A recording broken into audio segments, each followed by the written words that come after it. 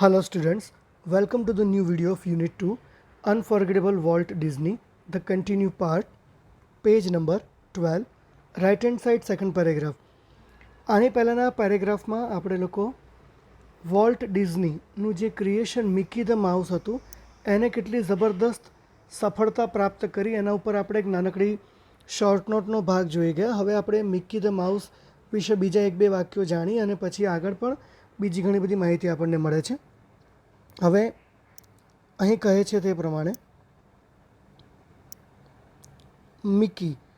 Mickey was the only successful product of Walt's matchless imagination and ability to make his dreams become reality.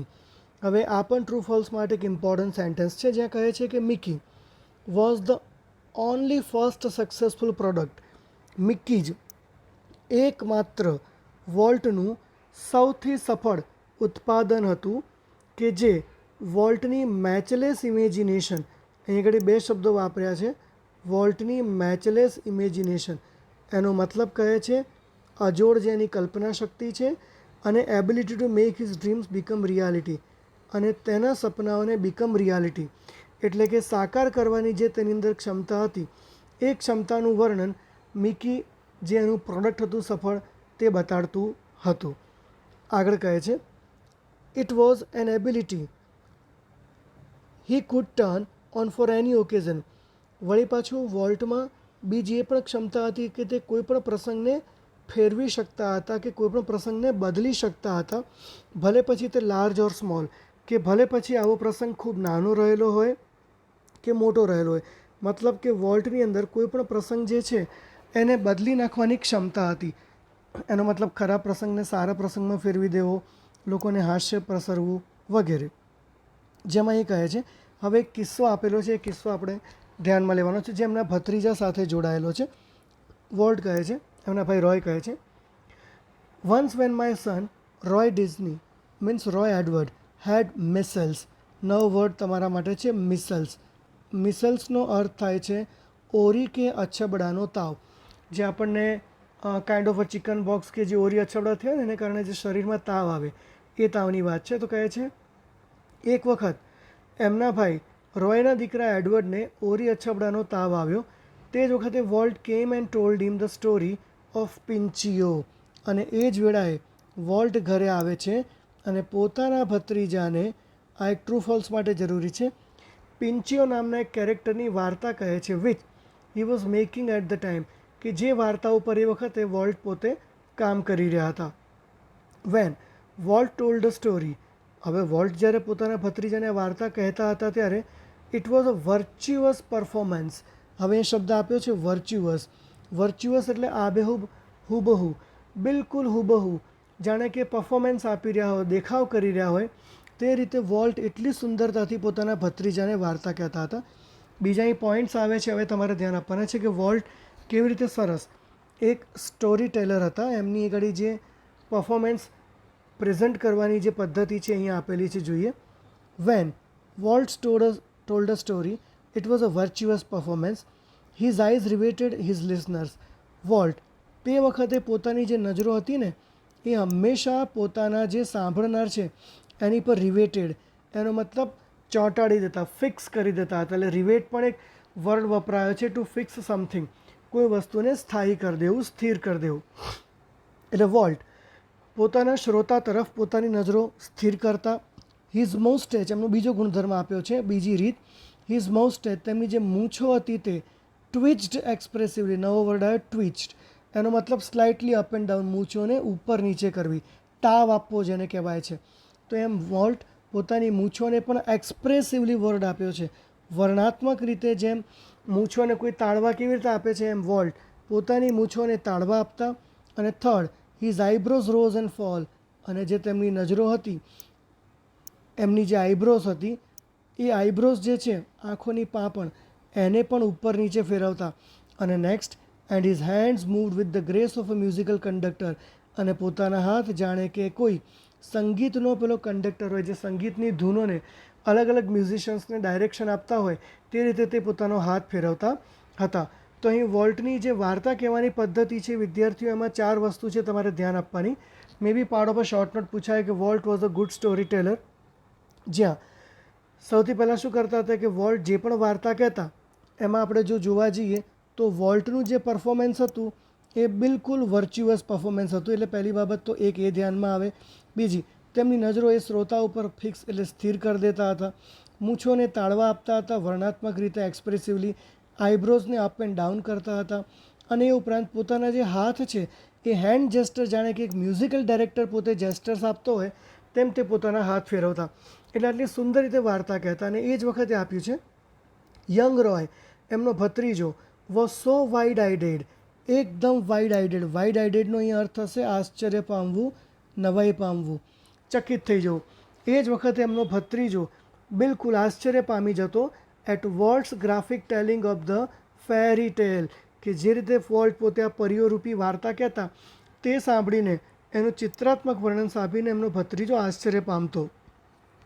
અને હી ફોગોટ all about his મિસલ્સ, અને એને જે બી ઓરી અછબડાનો તાવ હતો એ તાવ વિશે તે સદંતર ભૂલી ગયો. એનો મતલબ એનું માઇન્ડ ટોટલી વોલ્ટ જે વાર્તા કહેતા હતા એમાં ડાયવર્ટ થઈ ગયું.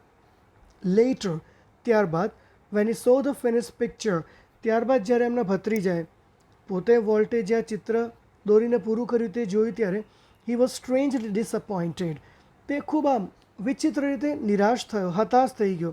અને કહે છે it didn't seem as exciting as when uncle Walt told it, he said, કે છે કે આ દોરાયેલું ચિત્ર વોલ્ટ અંકલ વાર્તા કહેતી વખતે વર્ણન કરતા હતા તેટલું રસપ્રદ મને જણાઈ રહ્યું નથી. ઇટ મીન્સ અહીં એવું જાણી શકાય કે the telling of story was Walt's rather expressive than the picture he had drawn, જે ચિત્ર એમણે દોર્યું હતું તેના કરતાં. ઓકે, બીજું, વોલ્ટને બાળકો સાથે ખૂબ સારો લગાવ છે માટે જ કાર્ટૂનિંગમાં હતા એવું અહીંયા વધુ પણ સાબિત થાય છે. જોઈએ જરા. અને students, it's always hard to make people laugh. પેલું કહેવાય છે ને કે લોકોને હસાવવા ખરેખર બહુ અઘરી કળા છે ને એમાં પોતે ન હસવું, it's bit a real hard job. હવે કહે છે નેક્સ્ટ પેરેગ્રાફમાં, like many people who work to create humour એટલે કે હાસ્ય, કે છે બાકી બધા લોકોની જેમ વોલ્ટ પણ જ્યારે હાસ્યની રચના કરતા કે હાસ્યનું સર્જન કરતા હતા ને ત્યારે Walt took it very seriously. Walt હાસ્યના કામને ખૂબ ગંભીરતાથી લેતા હતા. વોલ્ટ હાસ્યના જે કામ છે એને ખૂબ ગંભીરતાથી લેતા હતા. હી વુડ ઓફન સિટ ગ્લુમિલી, એ હંમેશા અવારનવાર, ગ્લુમિલી એટલે ઉદાસીનતાપૂર્વક, જેને કહી શકાય છે ગ્લુમિલી, એટલે કે ગ્લુમી એટલે ઉદાસીનતા થાય. તો વોલ્ટ અવારનવાર ગ્લુમિલી ચૂપચાપ બેસી રહેતા હતા થ્રુ ધ ફનીએસ્ટ કાર્ટૂન્સ, જ્યારે તે ખૂબ જ રમૂજી આ કાર્ટૂન્સની રચનાઓ કરતા હતા. Concentrating on some way to improve it, અને કોઈ પણ રીતે તે પોતાના કાર્ટૂનમાં સુધારા કરવા માટે, ઇમ્પ્રૂવ કરવા માટે એની પર પૂરતું ધ્યાન એકાગ્ર કરતા હતા. હવે એ કહે છે Walt valued the opinions of those working with him. Walt હંમેશા તેમની સાથે કામ કરનારા મંતવ્યોને મહત્ત્વ આપતા. But the final judgement was always unquestionably his. હા, પણ જે આખરી નિર્ણય હતો એમાં તો કોઈ પ્રશ્ન જ ઊભો ન કરી શકાય કે જે અનક્વેશ્ચનેબલી આપ્યો છે, એટલે બિન પ્રશ્ન, કે જેના માટે કોઈ પ્રશ્ન જ ના ઊભો કરી શકાય, એ નિર્ણય જે હતો આખરી હંમેશા તેમનો પોતાનો જ રહેતો હતો. હવે કેમ છે તો આના માટે પણ એક કિસ્સો અહીંયા એ આપણી સાથે શેર કરે છે. Once after viewing a new cartoon with evident displeasure. હવે કહે છે એક વખતે એક કાર્ટૂન કે જે વોલ્ટે નિહાળ્યું કે બિલકુલ ડિસપ્લેઝર, મતલબ બિલકુલ નાખુશી ભર્યું, મતલબ એટલું સારું નથી કે જે લોકોને આનંદ પમાડે એવું હતું. ત્યારે વોલ્ટે એને પૂરેપૂરા પુરાવા સાથે નિહાળ્યું. ત્યારે volt cold for a comments from a group of our people. ત્યારે વોલ્ટે શું કર્યું, અમારા સમૂહના બધા લોકો પાસે આ કાર્ટૂનને લઈને સલાહો માંગી, અમારા બધાની ટિપ્પણીઓ માંગી. વન આફ્ટર અનધર દે સ્પોક અપ, અને એક પછી એક જુઓ તો કે બધા બોલતા ગયા. All echoing Walt's criticism. હવે એક શબ્દ વાપર્યો છે ઇકોઈંગ, એટલે દરેક જણ જાણે કે ઇકોનો અર્થ તો આમ ખરેખર પડઘો પાડવો થાય, પણ અહીં વોલ્ટના જે કહેલા નિંદાભર્યા શબ્દો હતા તેની પાછળ બધા જાણે કે પડઘો પાડતા હોય અથવા તો સૂરમાં સૂર પુરાવતા હોય તેમ દરેક જણ બોલવા લાગ્યું હતું વોલ્ટની પાછળ, જે વોલ્ટ કહેતો હતો. એટલે અહીંયા ઇકોનો અર્થ આપણે એવું લઈશું ની પાછળ બિલકુલ નકલ કરીને બોલવું. અને વોલ્ટ કહે છે I can get rubber stamp, અને કહે છે મારે ખરેખર સિક્કો મારી દેવો જોઈએ દેટ્સ એ યસ વોલ્ટ, કે જો કોઈ એમ કહી દે કે હા વોલ્ટ આ કરવું જ જોઈએ, હી સ્નેપ, તો વોલ્ટ એને થપ્પો મારતા. પણ કહે છે કોઈ એ રીતે એ જે કાર્ટૂન ડિસ્પ્લેઝર બતાડતું હતું એના વિરુદ્ધમાં જ બોલ્યા, મતલબ તે ડિસ્પ્લેઝરવાળું છે, પણ કોઈએ તેના વિરુદ્ધમાં જઈને હા કે તે સારું છે એવું ના કીધું. ધેન ત્યારબાદ હી વિલ્ડ, અહીં વિલ્ડ એનો મતલબ કે જે ચેર હતી એ ચેરને ઘસડીને રગડાવીને વોલ્ટ જે છે એ પોતાની ખુરશી લઈ ગયા ટુ અ પ્રોજેક્ટનિસ્ટ, મતલબ કે જે પ્રોજેક્ટ બનાવી રહ્યો હતો તે વ્યક્તિ પાસે. વોટ હી થોટ, અને એને પૂછ્યું કે તું આ ભાઈ તારા કાર્ટૂન વિશે શું વિચારે છે. The men sense that dissent was in order, અને એ જ વખતે જે વ્યક્તિ જે પ્રોજેક્ટનિસ્ટ હતો એને પણ લગભગ આ બધાની વિરુદ્ધમાં પોતાનો મંતવ્ય આપ્યો, કેમ કે સ્વાભાવિક છે, એને તો આ કાર્ટૂન બનાવ્યું છે, એની તો આ ક્રિએશન છે, રચના છે ને. અને the men sense that dissent was in order, I think you are all wrong, he declared, અને એ જ વખતે તેણે એવી ઘોષણા કરી, હું વિચારું છું તમે બધા જ ખોટા છો. વોલ્ટ જસ્ટ ગ્રીન્ડ, અને વોલ્ટ જે છે આવું કહેતાની સાથે જ પોતે નાખુશી ભરી થોડી એક મશ્કરી કરી, ગ્રીન્ડ એટલે મશ્કરી કરવી થાય, અને શું કહે છે પેલા પ્રોજેક્ટનિસ્ટને, you stick to your project, he suggested, અને વોલ્ટે સલાહ આપી તેને કે ભાઈ તું તારા પ્રોજેક્ટને વળગ્યો જ રહે, મતલબ કે જે કંઈ તે કર્યું છે તે બરાબર છે, તું એને વળગ્યો રહે. એટલે આમ વોલ્ટ જે છે બધાના અભિપ્રાયો માંગે, પણ છેલ્લે પેલું કહેવાય ને સુનો સબકી કરો અપની, એના જેવું કામ હતું.